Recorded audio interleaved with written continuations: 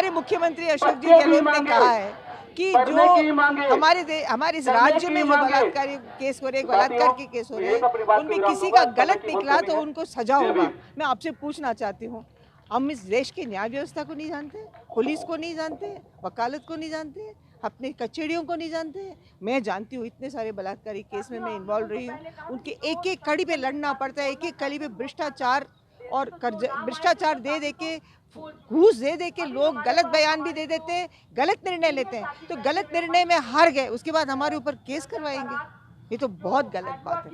तो मैं वास्तव में मुख्यमंत्री जी से कहूँगी कि इसको वापस लीजिए, तुरंत इसको बिल्कुल हमारे इस राज्य में आने नहीं दीजिए। आप खुद जब मुख्यमंत्री नहीं थे, कई सारे केसों में, भौरी वाले केस में और कई केस में हमारे साथ आके खड़े हुए हैं मंचों पे। आपको समझना चाहिए, राजस्थान बलात्कारियों के ऊपर कार्रवाई करने के लिए अगुवाई की है पूरे देश में। अब उस देश में हम लोग नहीं इस किस्म के निर्णय ले सकते। एक मैसेज देने की जरूरत है सरकार को। हाँ जी, सरकार को एक मैसेज देने की जरूरत है। सरकार को मैसेज दे रहे हैं, इसीलिए भी यहाँ आए हैं, मुख्यमंत्री को भी मैसेज दे रहे हैं। ये महिलाओं के लिए अमृत महोत्सव की जगह जहर महोत्सव बलात्कारियों का उस रूप में महसूस किया जा रहा है। क्यों?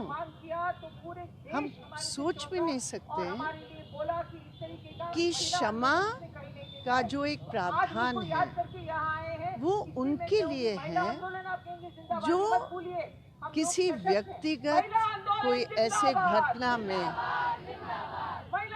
किसी भावनात्मक रूप में कुछ घटना घटी है, 14 साल पूरा किया, उनको छोड़ते हैं।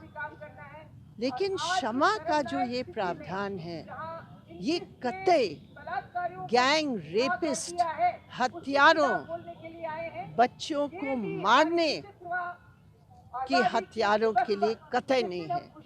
और गुजरात सरकार ने जो किया है वो इसीलिए किया है क्योंकि उसके पीछे राजनीतिक उद्देश्य है।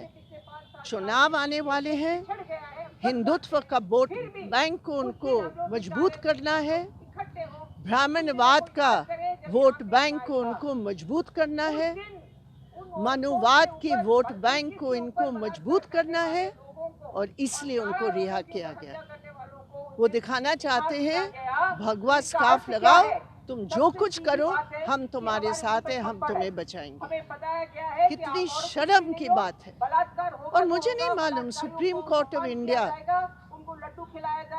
ये कैसे, ये गुजरात सरकार को अथॉरिटी मानकर उनको उन्होंने अधिकार दे दिया। ये एक सवाल है हमारे सामने।